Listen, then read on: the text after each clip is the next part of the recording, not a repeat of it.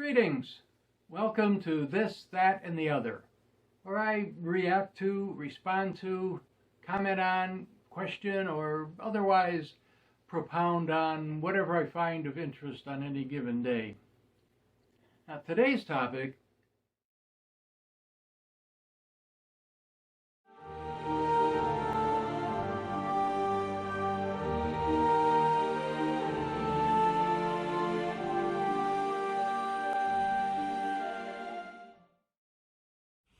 This episode starts with Frodo and Sam, led by Gollum, crossing the Dead Marshes. The scene is based loosely on Chapter 2 of Book 4, The Passage of the Marshes. Once again, we have an almost total rewrite. The general atmosphere is the same. The characters, of course, are the same. The setting is the same. And a few events are pretty close. But that's about it. Now, since Jackson is straying further and further from the book, it's becoming almost impossible to do a one-to-one comparison as I've been trying to do. So from here on out, I'll be doing more of a reaction-type video. And since I've seen the movies and read the books maybe 6 or 8 times each, I obviously can't react the way a first-time viewer would. So it'll be more of just a running commentary, offering explanations, expositions, and answers to common questions. But I will point out some of the similarities and gripe a lot about some of the more egregious liberties taken. So let's go to the movies.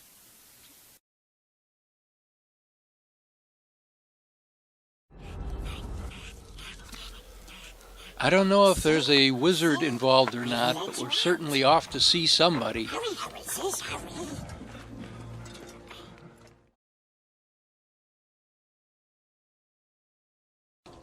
It's a bog! He's led us into a swamp! A swamp, yes.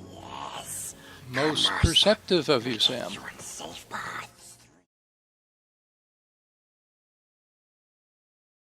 I found it. I did. The way through the marshes. Orcs don't use it. Orcs don't know it. They go round for miles. This is just the northern fringe of the marshes, not the main body of it. Tolkien has a great line here. The next stage of their journey was much the same as the last. So I guess I don't have to show you much of the rest of this, right? I hate this place. It's too quiet. Hasn't been sight nor sound of a bird for 2 days. No birds is to eat. No crunchable birds. We are famished. Yes, famished we are, precious.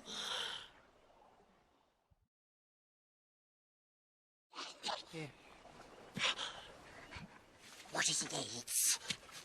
Is it tasty?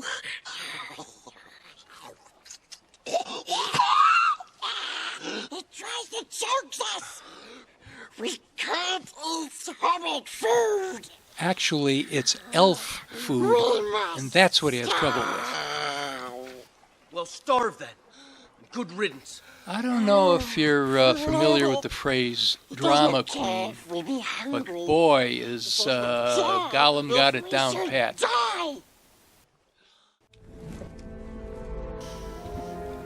Don't follow the lights. These are what Gollum calls candles of corpses, and you can see why. Actually, what they are is just pockets of methane gas that is generated by all the decaying vegetation in the swamp.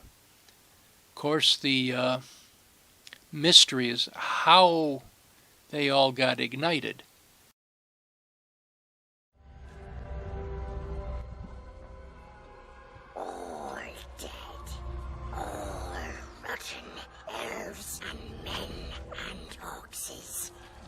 Great battle long ago.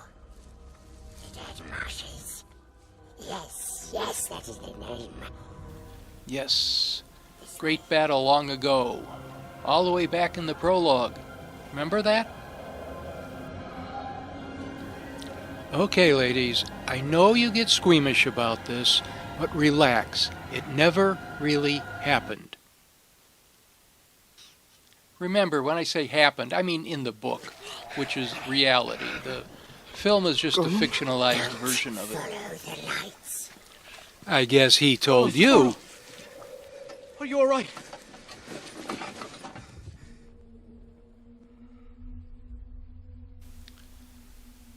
I know it heightens the drama, but this kind of stuff just wasn't in the book. Frodo felt the strength of the ring, but he never started fondling it. Yes, Gollum has a lot of conversations with himself and with Smeagol throughout the entire film, but not here and now. And the discussion with Frodo is one of those things that is an amalgamation of things that various people say at various times, at various locations, and are just all crammed together and stuck in here for no real reason. Or at least not much real reason. Yeah, I guess there is some exposition in here that would be helpful. Black Riders!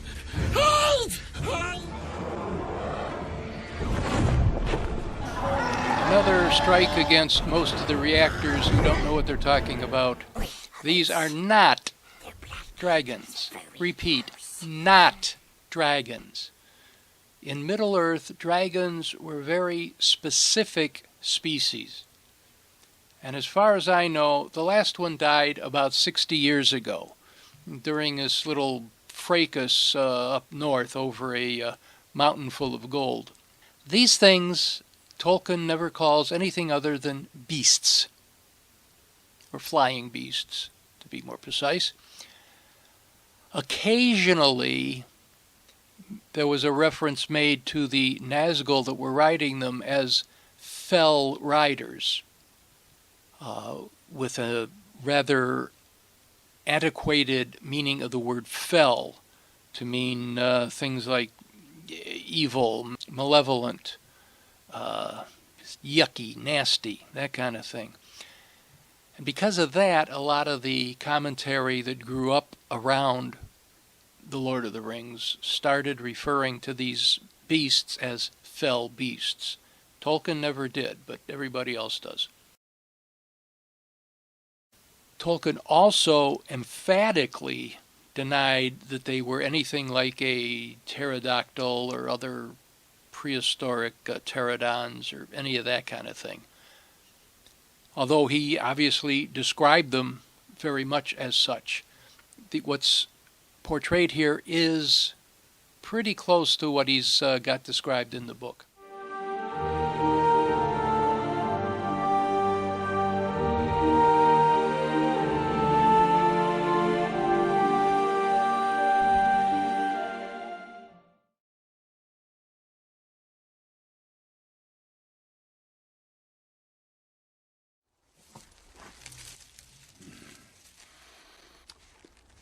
Orc blood. How do you know what orc blood tastes like? These are strange tracks. Think maybe they may have been made by trees? Trees are speaking to each other. The elves began it. Treebeard said this to Merry and Pippin earlier. Teaching them to speak. Nobody says anything about it, but an, quote, old man in dirty gray rags, unquote, has been stalking them for a while. Aragorn nad no ennas.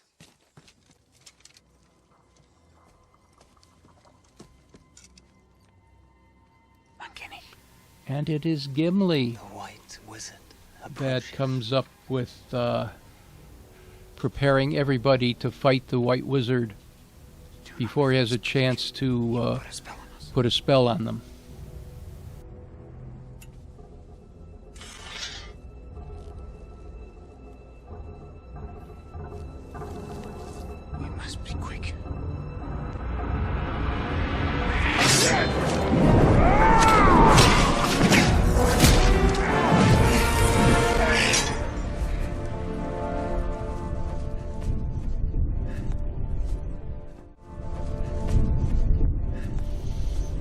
they're doing this voice segue trick again.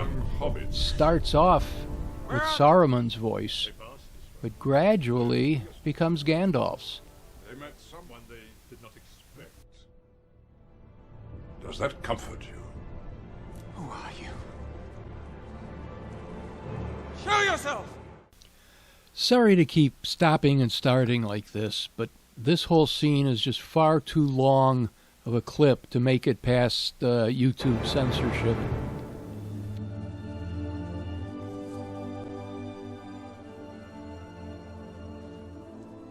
It cannot be. Forgive me. I mistook you for Saruman. I am Saruman. Rather Saruman as he should have been. Hopefully I can disguise this enough so that Gandalf can tell his entire story without interference. You fell. Through fire and water. From the lowest dungeon to the highest peak, I fought him, the Balrog of Morgoth.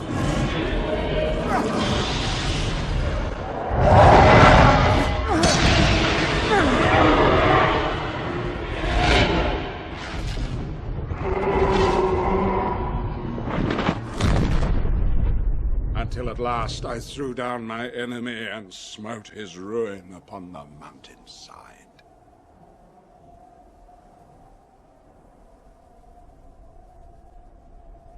Darkness took me, and I strayed out of thought and time.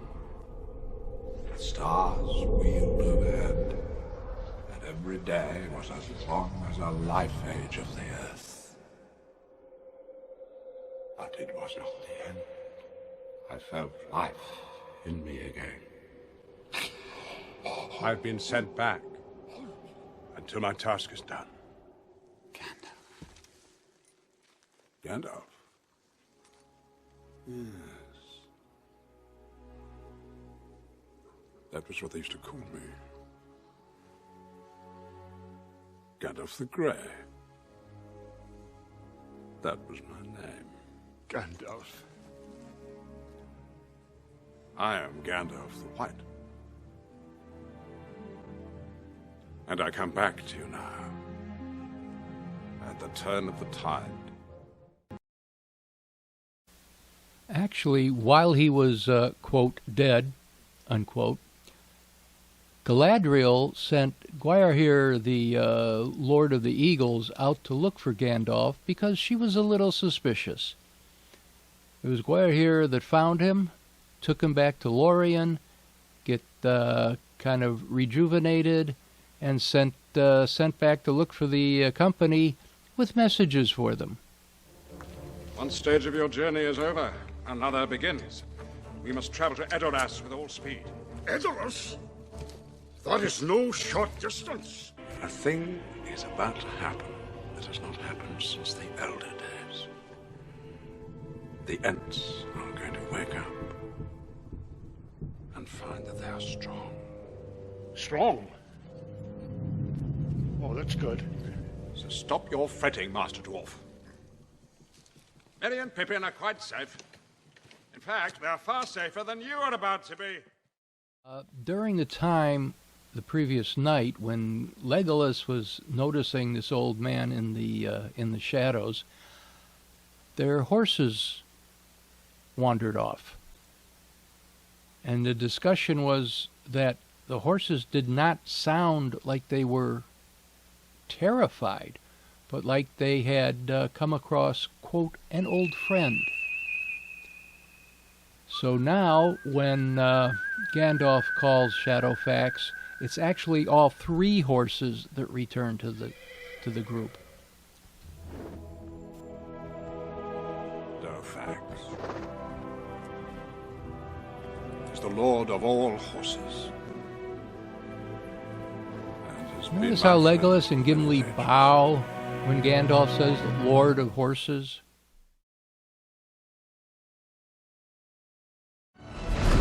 Oh, ruin mine. I saw you shine on the sun. Yes, believe it or not, Treebeard is a poet.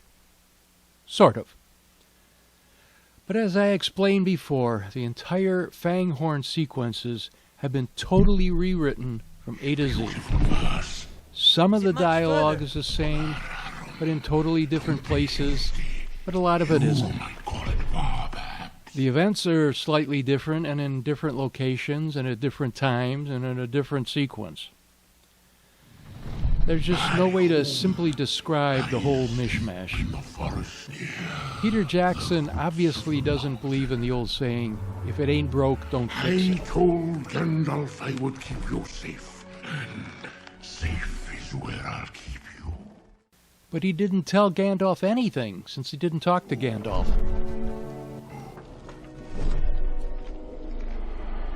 Sleep, little shirelings.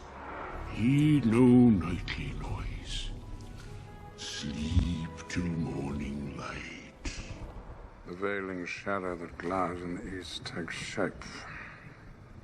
Sauron will suffer no rival.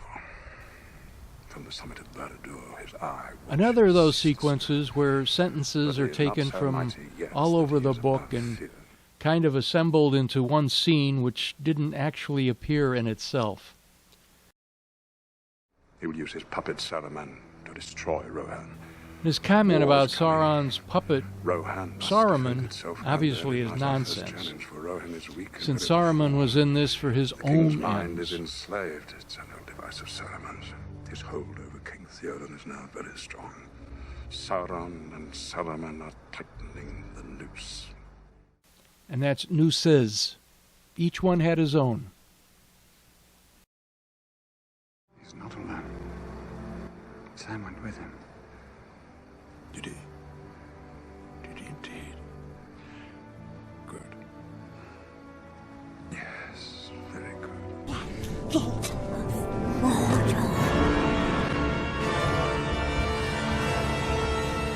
Save us.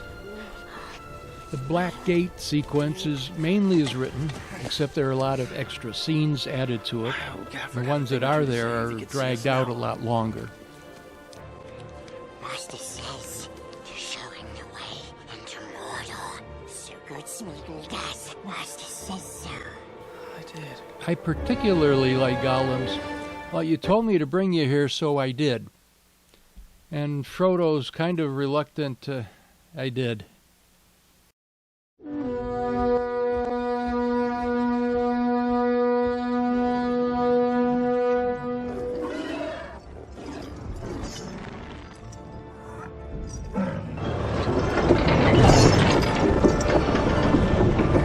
Look. The gate. It's opening.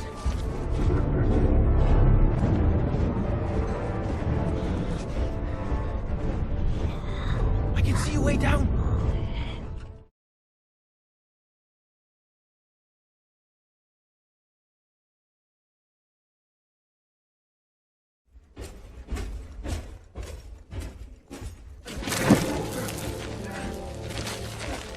I do not ask you to come with me, Sam. I know, Mr. Frodo. I doubt even these elvish cloaks will light us in there. No, Master. They touch you. They touch you. No, don't take it to him. No! There's another way. More secret. A dark way. Why haven't you spoken to this before? Because Master did not ask. Why didn't you tell us what you didn't ask? It's a real classic. There's a path. And some stairs. And then... tunnel.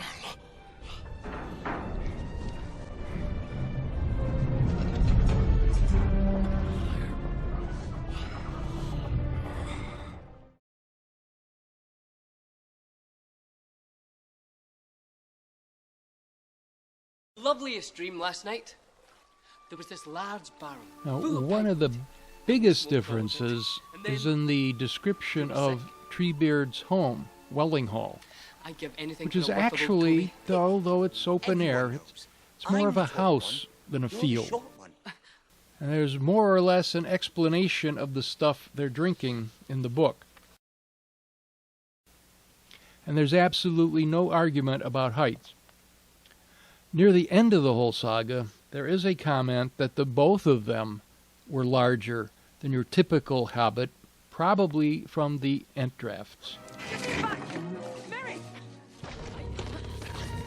This whole tree root business was lifted from the Old Willow Tom Bombadil scenes that were cut from early on in the film.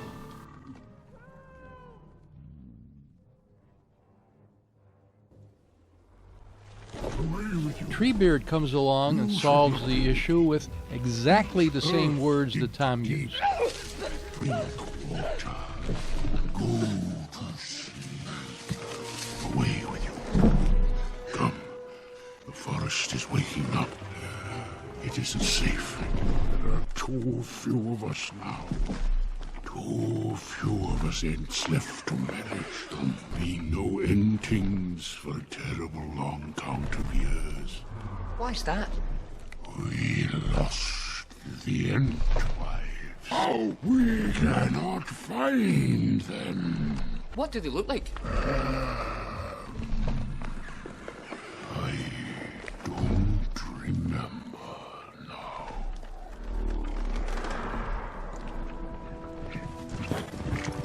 And one last thing. Shadowfax in particular, and all the horses in general, have quite a fan club out here.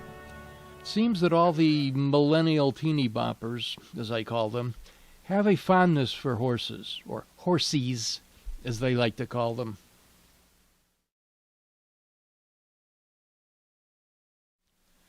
Well, I guess that about wraps it up for today. Thanks for watching, and we'll see you soon in Rohan.